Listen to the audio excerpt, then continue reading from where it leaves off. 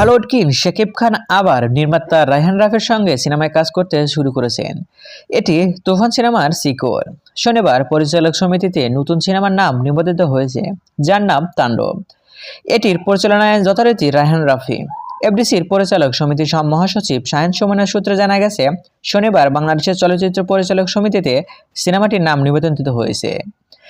এদিকে আগামী ঈদে প্রেক্ষাগৃহে মুক্তি পাওয়ার কথা ছিল তুফান 2, কিন্তু আপাতত সেটি আর হচ্ছে না। যদিও কিছুদিন আগে শাকিব খান নিজেই এ বিষয়টি নিশ্চিত করেছিলেন।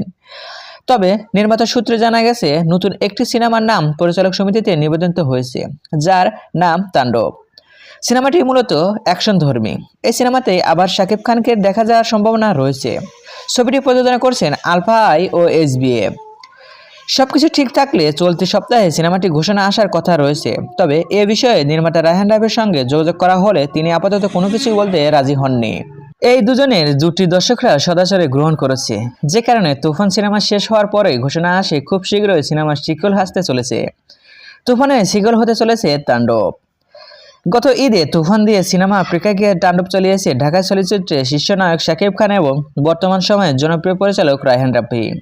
ধারণা করা হচ্ছে 2025 সালে ঈদুল ফিতরে বরবাদ দিয়ে হাজির হবেন শাকিব এবং ঈদুল আজহায় রাফির সঙ্গে জুটি বেঁধে তাণ্ডব নিয়ে আসবেন এই ঢালিউড কিং।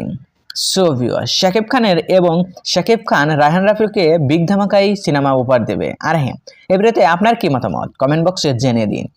বিনোদন জগতের সকল খবর পেতে চ্যানেলটি সাবস্ক্রাইব করুন। ধন্যবাদ।